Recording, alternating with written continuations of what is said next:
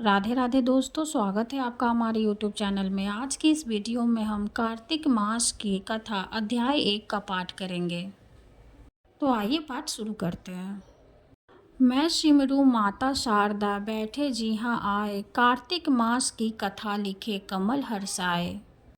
नैमिषारण्य ने तीर्थ में श्री सूत जी ने 88,000 सनकादि ऋषियों से कहा, अब मैं आपको कार्तिक मास की कथा विस्तार पूर्वक सुनाता हूँ, जिसका श्रवण करने से मनुष्य के सभी पाप नष्ट हो जाते हैं और अंत समय में वैकुंठ धाम की प्राप्ति होती है।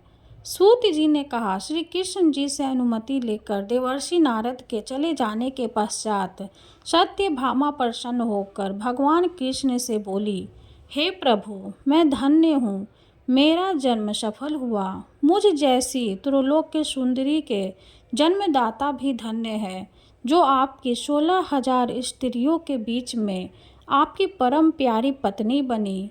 मैंने आपके साथ नारद जी को वह कल्पवृक्ष आदि पुरुष विधि पूर्वक दान में दिया, परंतु वही कल्पवृक्ष मेरे पर लहराया करता है। यह बात मृत्यु लोक में किसी स्त्री को ज्ञात नहीं है त्रिलोकीनाथ, मैं आपसे कुछ पूछने की इच्छुक हूँ। आप मुझे कृपया कार्तिक महात्म्य की कथा विस्तार पूर्वक सुनाइए, जिसको सुनकर मेरा हित हो और जिसके करने से कल्प पर्यंत भी आप मुझसे विमुख न हो। सूत जी आगे बोले, सत्यभामा के ऐसे वचन सुनकर श्री कृष्ण ने हंसते हुए सत्यभामा का हाथ पकड़ा और अपने सेवकों को वहीं रुकने के लिए कहकर विलास युक्त अपनी पत्नी को कल्प वृक्ष के नीचे ले गए।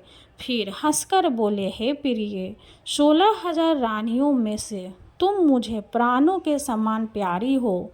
तुम्हारे लिए मैंने इंद्र एवं देवताओं से विरोध किया था। हे कांते, जो बात तुमने मुझसे पूछी है उसे सुनो। एक दिन मैंने श्री कृष्ण तुम्हारे सत्यभामा इच्छा पूर्ति के लिए गरुड़ पर सवार होकर इंद्रलोक जाकर कल्प वृक्ष मांगा। इंद्र द्वारा मना किए जाने पर इंद्र एवं गरुड़ में घोर संग्राम हुआ और गौलोक में भी गरुड़ जी गौओं से युद्ध किया। गरुड़ की चोंच की चोट से उनके कान एवं पूंछ कट कर गिरने लगे, जिससे 3 वस्तुएं उत्पन्न हुई। कान से तंबाकू, पूंछ से गोभी और रक्त से मेहंदी बनी। इन तीनों का प्रयोग करने वाले को मोक्ष नहीं मिलता। तब गौओं ने भी क्रोधित होकर गरुड़ पर वार किया, जिससे उनके 3 पंख टूटकर गिर गए। इनके पहले पंख से नीलकंठ, दूसरे से मोर और तीसरे से चकवा चकवे उत्पन्न हुए। हे प्रिय, इन तीनों का दर्शन करने मात्र से ही शुभ फल प्राप्त होता है। यह सुनकर सत्यभामा ने कहा, हे प्रभु, कृपया मुझे मेरे पूर्व जन्मों के विषय में बताइए कि मैंने पूर्व जन्म में कौन कौन से दान, व्रत और जप नहीं किए हैं। मेरा स्वभाव कैसा था, मेरे जन्मदाता कौन थे और मुझे मृत्यु लोक में जन्म क्यों लेना पड़ा। मैंने ऐसा कौन सा पुण्य कर्म किया था जिससे मैं आपकी अर्धांगिनी हुई। श्री कृष्ण ने कहा, हे प्रिय, अब मैं तुम्हारे द्वारा पूर्व जन्म में किए गए पुण्य कर्मों को विस्तार पूर्वक कहता हूँ, उसे सुनो। पूर्व समय में सतयुग के अंत में मायापुरी में अत्रि गोद में वेद वेदांत का ज्ञाता देव शर्मा नामक एक ब्राह्मण निवास करता था। वह प्रतिदिन अतिथियों की सेवा, हवन और सूर्य भगवान का पूजन किया करता था। वह सूर्य के समान तेजस्वी था।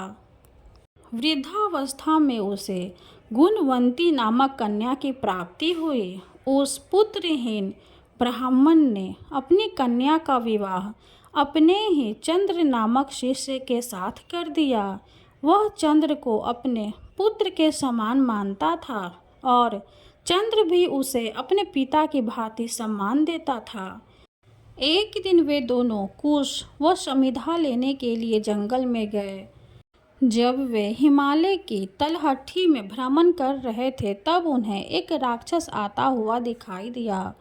उस राक्षस को देखकर भय के कारण उनके अंग शिथिल हो गए और वे वहां से भागने में भी असमर्थ हो गए। तब उस काल के समान राक्षस ने उन दोनों को मार डाला। चूंकि वे धर्मात्मा थे इसलिए मेरे पार्षद उन्हें मेरे बैकुंठ धाम में मेरे पास ले आए। उन दोनों द्वारा आजीवन सूर्य भगवान की पूजा किए जाने के कारण मैं दोनों पर अति प्रसन्न हुआ।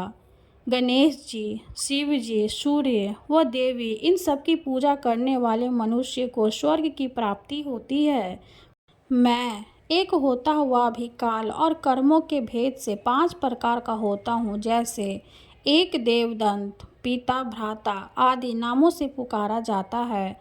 जब वे दोनों विमान पर आरूढ़ होकर सूर्य के समान तेजस्वी रूपवान चंदन की माला धारण किए हुए मेरे भवन में आए तो वे दिव्य भोगों को भोगने लगे। पहला अध्याय समाप्त हुआ। वीडियो अगर अच्छी लगे तो लाइक कर दे, चैनल को सब्सक्राइब कर दे। धन्यवाद।